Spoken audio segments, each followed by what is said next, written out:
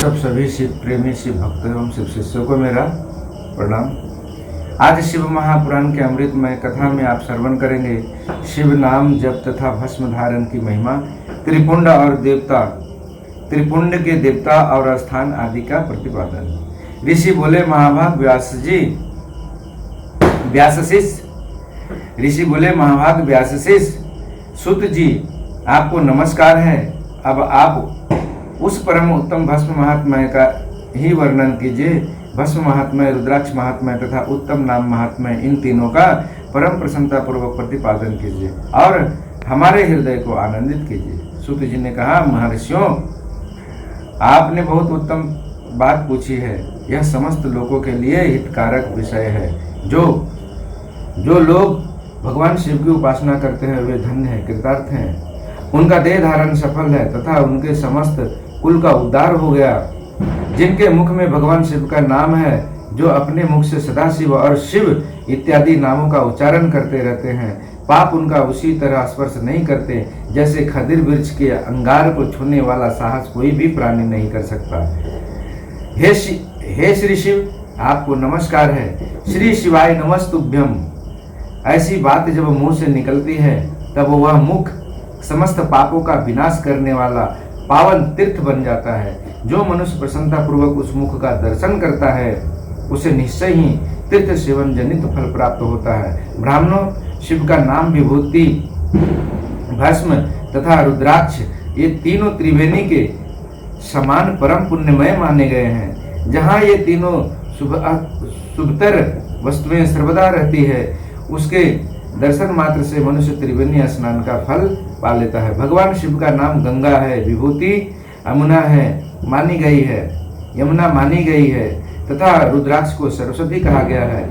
इन तीनों की संयुक्त त्रिवेणी समस्त पापों का नाश करने वाली है। श्रेष्ठ ब्राह्मणों, इन तीनों की महिमा को सदा सदिलक्षण भगवान महेश्वर के बिना दूसरा कौन भली भांति जानता है। इस ब्रह्मांड में जो कुछ है वह सब तो केवल महेश्वर ही जानते हैं। विप्रगण, मैं अपनी श्रद्धा भक्ति के अनुसार संक्षेप से भगवान नामों की महिमा का कुछ वर्णन करता हूँ। तुम सब लोग प्रेम पूर्वक सुनो। यह नाम महात्म्य समस्त पापों को हर लेने वाला है, सर्वोत्तम साधन है। शिव इस नाम रूपी दावानल से महान पातक रूपी पर्वत अनायास ही भस्म हो जाता है। यह सत्य है, इसमें संशय नहीं है। सौनक, पाप मूलक जो नाना प्रकार के दुख है वे एकमात्र शिव नाम, भगवान नाम से ही नष्ट होने वाले हैं। दूसरे साधनों से संपूर्ण ही पूर्णतया नष्ट नहीं होते हैं। जो मनुष्य इस भूतल पर सदा भगवान शिव के नामों के जप में ही लगा हुआ है, वह वेदों का ज्ञाता है, वह पुण्य आत्मा है, वह धन्यवाद का पात्र है तथा वह विद्वान माना गया है। मुने, जिनका शिव नाम जप में विश्वास है, उनके द्वारा आचरित नाना प्रकार के धर्म तत्काल फल देने के लिए उत्सुक हो जाते हैं। महर्षि, भगवान शिव के नाम से जितने पाप नष्ट होते हैं उतने पाप मनुष्य इस भूतल पर कर नहीं सकते। जो शिव नाम रूपी नौका पर आरूढ़ हो संसार रूपी समुद्रों को पार करते हैं, उनके जन्म मरण रूप संसार के मूलभूत वे सारे पाप निश्चय ही नष्ट हो जाते हैं। महामुने, संसार के मूलभूत पातक रूपी पादपों का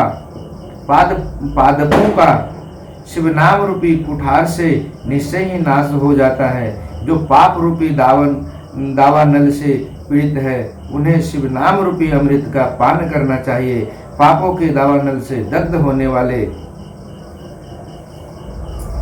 भवन्ति विविधा धर्मास्तेषां स्व फलोन्मुख येषां भवति विश्वास शिव नाम जपे मुने पातकानि विनश्यन्ति यावन्ति शिव नामतः भुवि तावन्ति पापानि क्रियन्ते न नरे मृणे। नरमुने। लोगों को उस शिवनामामृत के बिना शांति नहीं मिल सकती। जो शिवनाम रूपी सुधा की वृष्टि जनित धारा में गोते लगा रहे हैं, वे संसार रूपी दावानल के बीच में खड़े होने पर भी कदापि शोक के भागी नहीं होते। जिन भक्तों के मन में शिव नाम के प्रति बड़ी भारी भक्ति है, ऐसे लोगों को सहसा और सर्वथा मुक्ति होती है। मुनीश्वर, जिसने अनेक जन्मों तक तपस्या की है, उसकी शिव नाम के प्रति भक्ति होती है, जो समस्त पापों का नाश करने वाले है। जिसके मन में भगवान शिव के नाम के प्रति कभी खंडित न होने वाली असाधारण भक्ति प्रकट हुई है, उसी के लिए मोक्ष सुलभ है। यह मेरा मत है। जो अनेक पाप करके भी भगवान शिव के नाम जप में आदर पूर्वक लग गया है, वह समस्त पापों से मुक्त ही हो जाता है, इसमें संशय नहीं है। जैसे वन में दावानल से दग्ध हुए वृक्ष भस्म हो जाते हैं, उसी प्रकार शिव नाम रूपी दावानल से दग्ध होकर उस समय तक के सारे पाप भस्म हो जाते हैं। सौनक, जिसके अंग नित्य भस्म लगाने से पवित्र हो गए हैं तथा जो शिव नाम जप का आदर करने लगा है, वह घोर संसार सागर को भी पार कर ही लेता है। संपूर्ण वेदों का अवलोकन करके पूर्ववर्ती महर्षियों ने यही निश्चित किया है कि भगवान शिव के नाम जप संसार सागर को पार करने के लिए सर्वोत्तम उपाय है। मुनिवरों, अधिक कहने से क्या लाभ। मैं शिव नाम के सर्व पापाहारी महात्म्य का एक ही श्लोक में वर्णन करता हूँ। भगवान शंकर के एक नाम में ही पाप हरण की जितनी शक्ति है, उतना पातक मनुष्य कभी कर ही नहीं सकता। उन्हें पूर्व काल में महापापी राजा इंद्रधुम्न ने शिव नाम के प्रभाव से ही उत्तम सदगति प्राप्त की थी। इसी तरह कोई ब्राह्मणी युवती भी जो बहुत पाप कर चुकी थी, शिव नाम के प्रभाव से ही उत्तम गति को प्राप्त हुई। द्विजवरों, इस प्रकार मैंने तुमसे भगवान नाम के उत्तम महात्म्य का वर्णन किया है। अब तुम भस्म का महात्म्य सुनो, जो समस्त पावन वस्तुओं को भी पावन करने वाला है। महर्षियों, भस्म संपूर्ण मंगलों को देने वाला है तथा उत्तम है। उसके दो भेद बताए गए हैं, उन भेदों का मैं वर्णन करता हूँ। सावधान होकर सुनो। एक को महाभस्म जानना चाहिए और दूसरे को स्वल्प भस्म। महाभस्म के भी अनेक भेद हैं। वह 3 कुछ इनके मंत्र हैं इस प्रकार। शिवनाम तरी प्राप्यम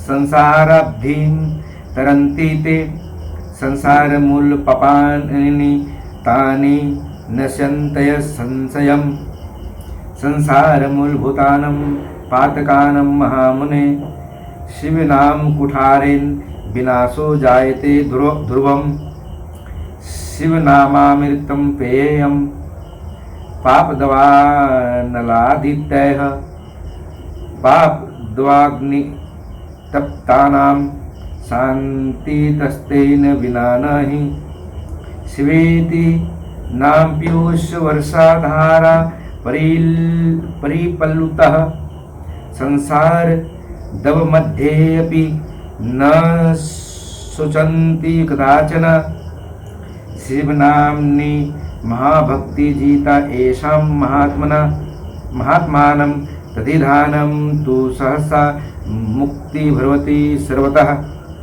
पापानां हरणे शम्भोन्राम्निः शक्तिः यावती शक्नोति पातकं तावता कुतुं नापि नरः कवचित्।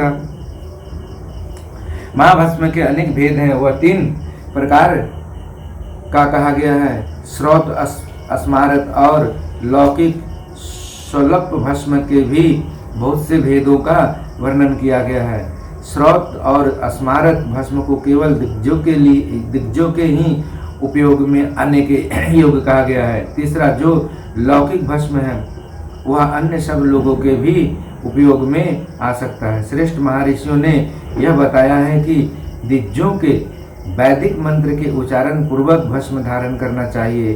दूसरे लोगों के लिए बिना मंत्र के ही केवल धारण करने का विधान है। जले हुए गोबर से प्रकट होने वाला भस्म अग्नि कहलाता है। महामुने वह भी त्रिपुंड का द्रव्य है, ऐसा कहा गया है। अग्निहोत्र से उत्पन्न हुए भस्म का भी मनीषी पुरुषों को संग्रह करना चाहिए। अन्य यज्ञ से प्रकट हुआ भस्म भी त्रिपुंड धारण के काम में आ सकता है। जाबालोपनिषद में आए हुए अग्नि इत्यादि 7 मंत्रों द्वारा जल मिश्रित भस्म से धूलन विभिन्न अंगों में मर्दन या लेपन करना चाहिए। महर्षि जवाली ने सभी वर्णों और आश्रमों के लिए मंत्र से या बिना मंत्र के भी आदर पूर्वक भस्म में से त्रिपुंड लगाने की आवश्यकता बताई है।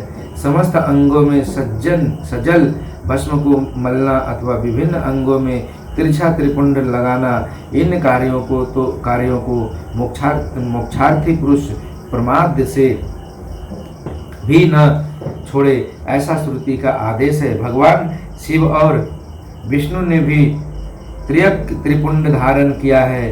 अन्य देवियों सहित भगवती उमा और लक्ष्मी देवी ने भी वाणी द्वारा इसकी प्रशंसा की है। ब्राह्मणों, क्षत्रियों, वैश्यों, शूद्रों, वर्ण संकरों तथा जाति भ्रष्ट पुरुषों ने भी उद्धूलन एवं त्रिपुंड के रूप में भस्म धारण किया है। इसके पश्चात भस्म धारण तथा त्रिपुंड को महिमा एवं विधि बताकर सूत जी ने फिर कहा, महर्षियों, इस प्रकार मैंने संक्षेप से त्रिपुंड का महात्म्य बताया है। यह समस्त प्राणियों के लिए गोपनीय रहस्य है, अतः तुम्हें भी इसे गुप्त ही रखना चाहिए। मुनिवरों, ललाट आदि सभी निर्दिष्ट स्थानों में जो भस्म से 3 तिरछी रेखाएं बनाई जाती है, उन्हीं को विद्वानों ने त्रिपुंड कहा है। भौहें के मध्य भाग से लेकर जहाँ तक भौहें का अंत है उतना बड़ा त्रिपुंड ललाट में धारण करना चाहिए। मध्यमा और अनामिका उंगली से 2 रेखाएं करके बीच में अंगुष्ठा द्वारा प्रतिलोम भाव से की गई रेखा त्रिपुंड कहलाती है। अथवा बीच की 3 उंगलियों से भस्म लेकर यत्न पूर्वक भक्ति भाव से ललाट में त्रिपुंड धारण करें। त्रिपुंड अत्यंत उत्तम तथा भोग और मोक्ष को देने वाला है। त्रिपुंड की 3 रेखाओं में से प्रत्येक के 9 देवता हैं जो सभी अंगों में स्थित हैं। मैं उनका परिचय देता हूँ, सावधान होकर सुनो। मुनीश्वरों, प्रणव का प्रथम अक्षर आकार, ग्रहपत्य, अग्नि, पृथ्वी, धर्म, रजोगुण, ऋग्वेद, क्रियाशक्ति, प्रातश्रवण तथा महादेव, ये त्रिपुंड की प्रथम रेखाएं 9 देवता हैं। यह बात शिव दीक्षा प्रायण पुरुषों को अच्छी तरह समझ लेनी चाहिए। प्रणव का द्वारा अक्षर उकार, दक्षिणाग्नि, आकाश, शतगुण, अजुर्वेद, मध्यम दिन सवन, इच्छा शक्ति, अंतरात्मा तथा महेश्वर, ये दूसरी रेखा के 9 देवता हैं। प्रणव का तीसरा अक्षर मकार, आवाहनीय अग्नि, परमात्मा, तमोगुण, भूलोक, ज्ञान शक्ति, सामवेद,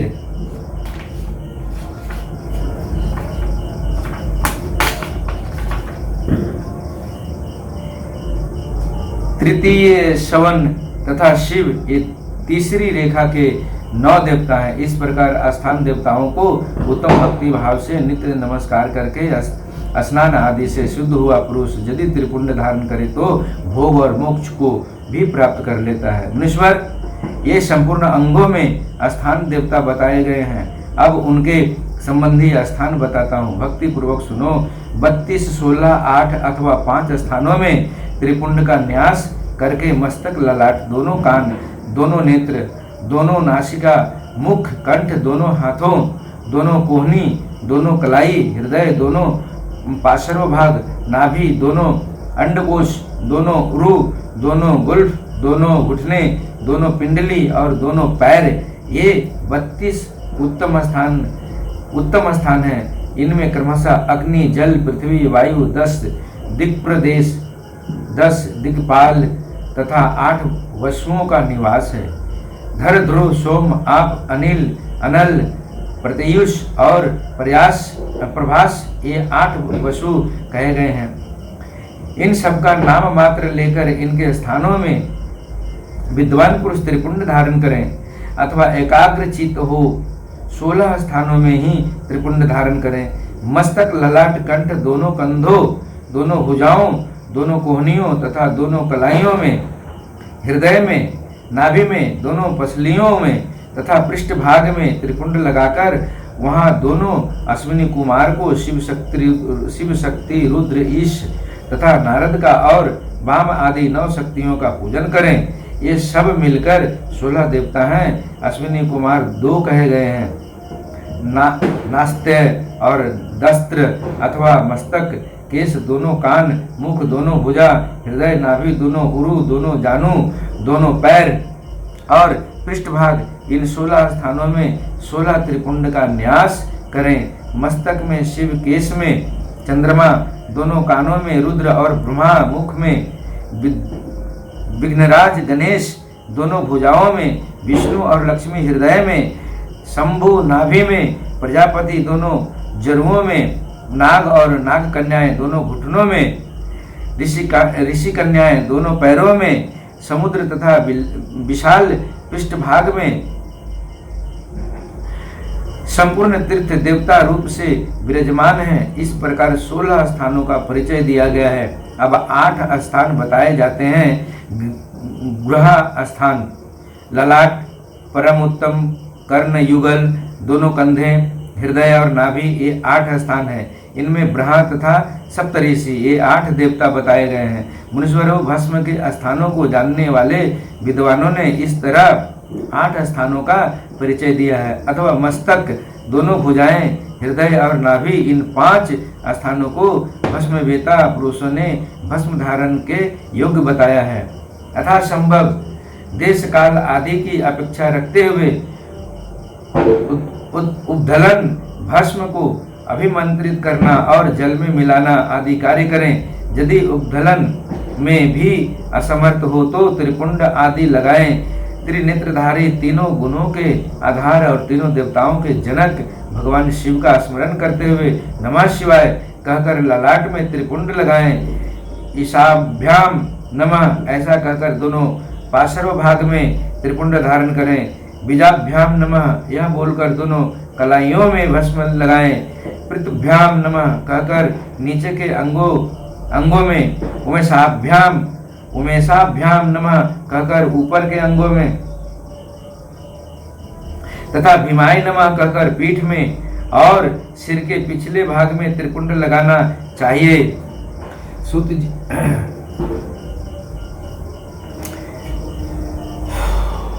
तथा भीमाय नमः कहकर पीठ में और सिर के पिछले भाग में त्रिपुंड लगाना चाहिए।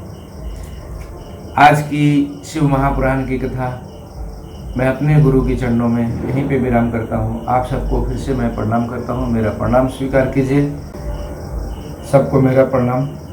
आज शिव महापुराण के अमृतमय कथा में आप श्रवण करेंगे रुद्राक्ष धारण की महिमा तथा उसके विविध भेदों का वर्णन। सूत जी कहते हैं, महाप्रयाग, महामते और शूद्र जातीय भेद से इस भूतल पर शिव रूप सौनक।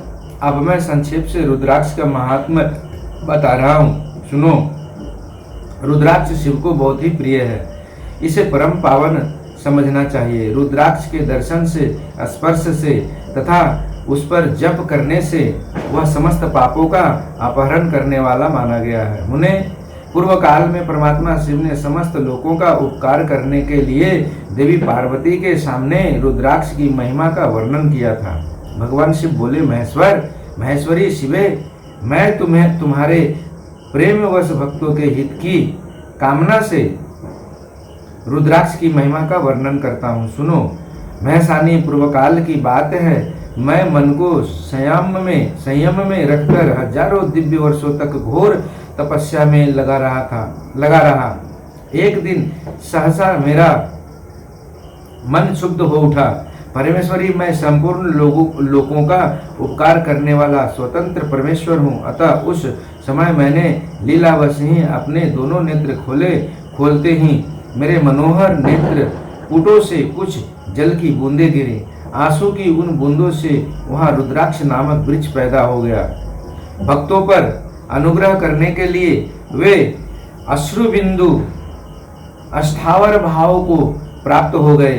वे रुद्राक्ष मैंने विष्णु भक्त को तथा चारों वर्णों के लोगों को बांट दिए। भूतल पर अपने प्रिय रुद्राक्ष को मैंने गौड़ देश में उत्पन्न किया। मथुरा, अयोध्या, लंका, मल्याचल, सहाग्री, काशी तथा अन्य देशों में भी उनके अंकुर उगाए। वे उत्तम रुद्राक्ष असहा पाप समूहों का भेदन करने वाले तथा श्रुतियों के भी प्रेरक हैं। मेरी आज्ञा से वे ब्राह्मण, क्षत्रिय, वैश्य और शूद्र जाति के भेद से इस भूतल पर प्रकट हुए रुद्राक्षों की ही जाति के शुभाक्ष भी हैं। इन ब्राह्मण आदि जाति वाले रुद्राक्षों के वर्ण श्वेत, रक्त, पीत तथा कृष्ण जानने चाहिए। मनुष्यों को चाहिए कि वे क्रमशः वर्ण के अनुसार अपनी जाति का ही रुद्राक्ष धारण करें। भोग और मोक्ष की इच्छा रखने वाले चारों वर्णों के लोगों और विशेषतः शिव भक्तों को शिव पार्वती की प्रसन्नता के लिए रुद्राक्ष के फलों का अवश्य धारण करना चाहिए। आंवले के फल के बराबर जो रुद्राक्ष हो वह श्रेष्ठ बताया गया है। जो बेर के फल के बराबर हो उसे मध्यम श्रेणी का कहा गया है, और जो चने के बराबर हो उसकी गणना निम्न कोटि में की गई है। अब इसकी उत्तमता को परखने की यह दूसरी उत्तम प्रक्रिया बताई जाती है। इसे बताने का उद्देश्य है भक्तों की हित कामना। पार्वती, तुम भली भांति प्रेम पूर्वक इस विषय को सुनो। महेश्वरी, जो रुद्राक्ष बेर के फल के बराबर होता है वह उतना छोटा होने पर भी लोक में उत्तम फल देने वाला तथा सुख सौभाग्य की वृद्धि करने वाला होता है। जो रुद्राक्ष आंवले के फल के बराबर होता है वह समस्त अरिष्टों का विनाश करने वाला होता है, तथा जो गुंजा फल के समान बहुत छोटा होता है वह संपूर्ण मनोरथों और फलों की सिद्धि करने वाला है। रुद्राक्ष जैसे जैसे छोटा होता है वैसे अधिक फल देने वाला होता है। एक एक बड़े रुद्राक्ष से एक छोटे रुद्राक्ष को विद्वानों ने 10 गुना अधिक फल देने वाला बताया है। पापों का नाश करने के लिए रुद्राक्ष धारण आवश्यक बताया गया है। वह निश्चय ही संपूर्ण अभिष्ट मनोरथों का साधक है, अतः अवश्य ही उसे धारण करना चाहिए। परमेश्वरी, लोक में मंगलमय रुद्राक्ष जैसा फल देने वाला देखा जाता है, वैसी फलदायिनी दूसरी कोई माला नहीं दिखाई देती। देवी, समान आकार प्रकार वाले चिकने मजबूत स्थूल कंठ युक्त उभरे हुए छोटे छोटे दानों वाले और सुंदर रुद्राक्ष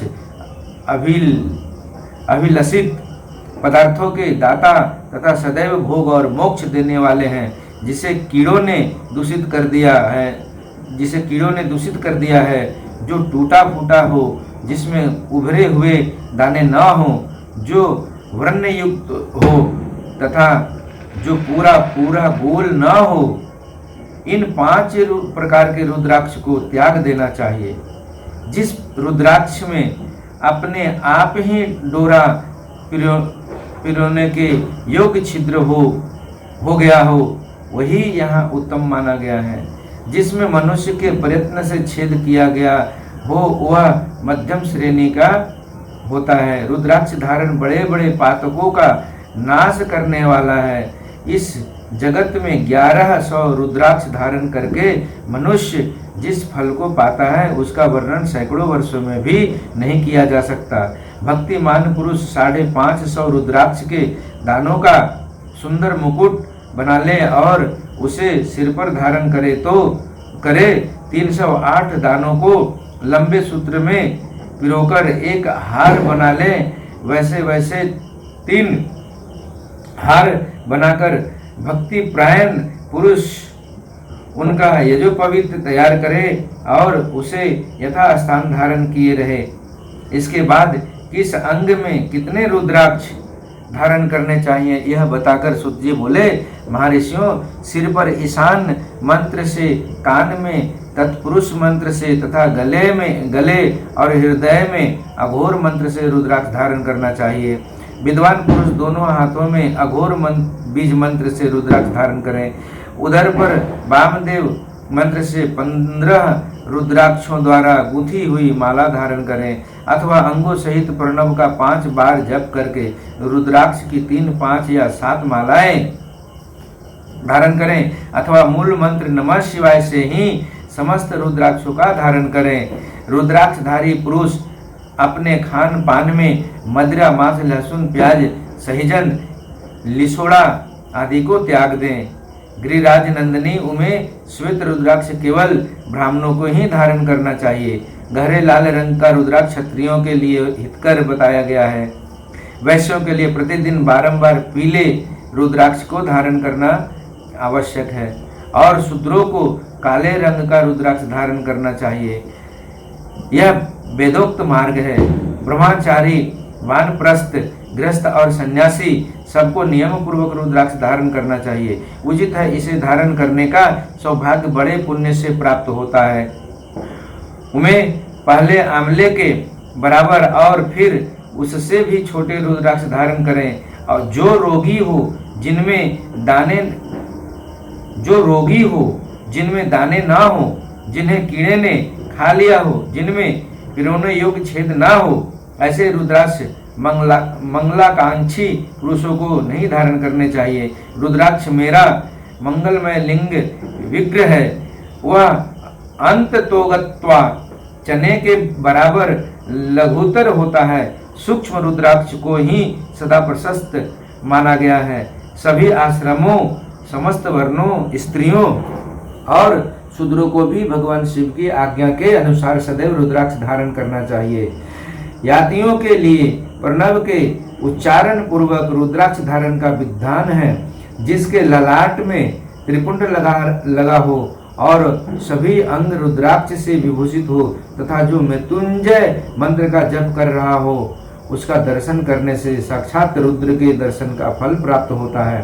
पार्वती, रुद्राक्ष अनेक प्रकार के बताए गए हैं। मैं उनके भेदों का वर्णन करता हूँ। वे भेद भोग और मोक्ष रूप फल देने वाले हैं।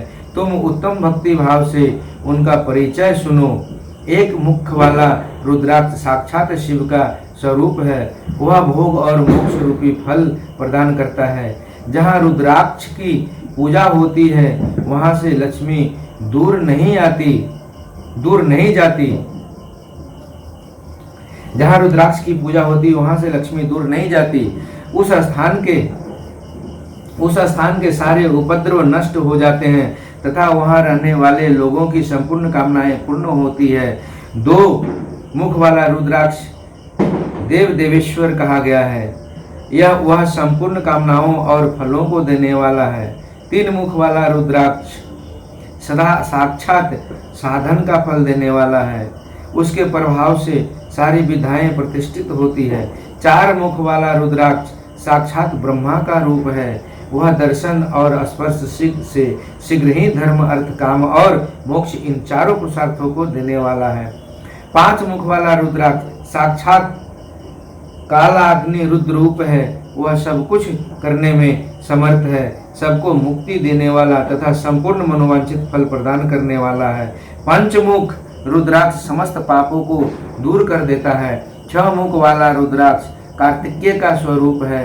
यदि दाहिनी बाह में उसे धारण किया जाए तो धारण करने वाला मनुष्य ब्रह्मा हत्या आदि पापों से मुक्त हो जाता है।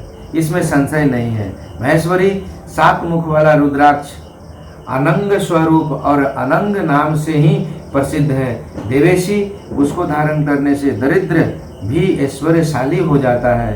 8 मुख वाला रुद्राक्ष अष्ट मूर्ति भैरव रूप है। उसको धारण करने से मनुष्य पूर्णायु होता है और मृत्यु के पश्चात शूलधारी शंकर हो जाता है।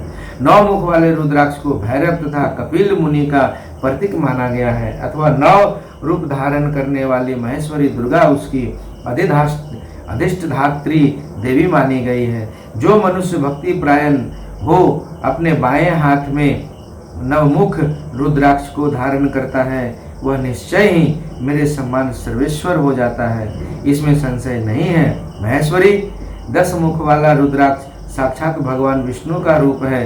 देवेशी उसको धारण करने से मनुष्य की संपूर्ण कामनाएं पूर्ण हो जाती है। परमेश्वरी 11 मुख वाला जो रुद्राक्ष है वह रुद्र रूप है। उसको धारण करने से मनुष्य सर्वस्त्र विजयी होता है। 12 मुख वाले रुद्राक्ष को केश प्रदेश में धारण करें, उसके धारण करने से मानो मस्तक पर 12 आदित्य विराजमान हो जाते हैं। 13 मुख वाला रुद्राक्ष विश्व वेदों का स्वरूप है।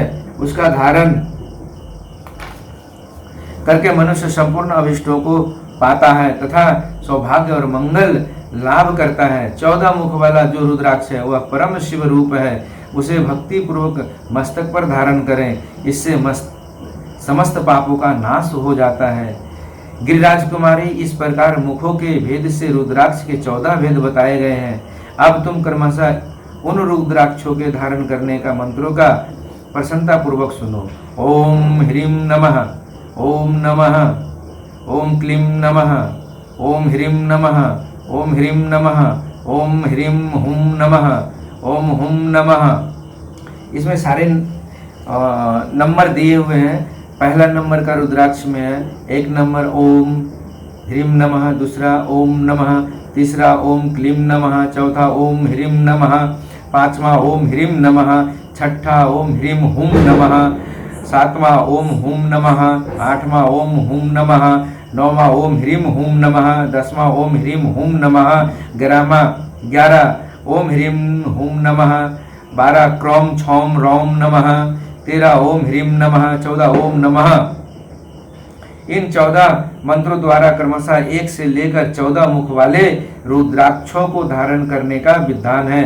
साधक को चाहिए कि वह निद्रा और आलस्य का त्याग करके श्रद्धा भक्ति से संपन्न हो, संपूर्ण मनोरथों की सिद्धि के लिए युक्त मंत्रों द्वारा उन रुद्राक्षों को धारण करें।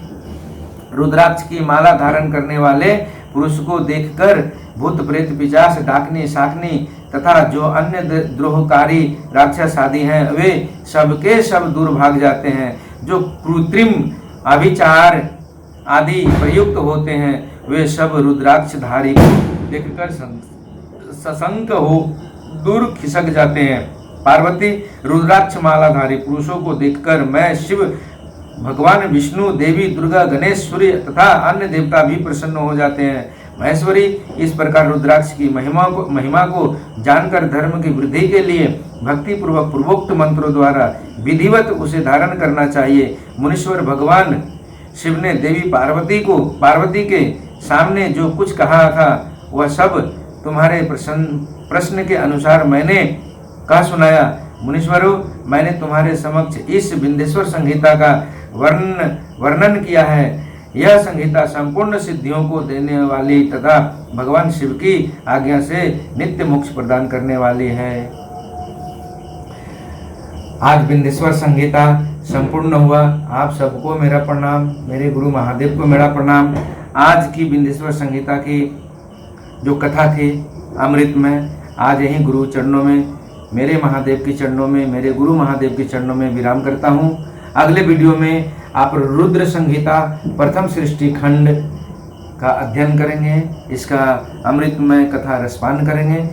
आप सबको मेरा फिर से प्रणाम। नमः शिवाय।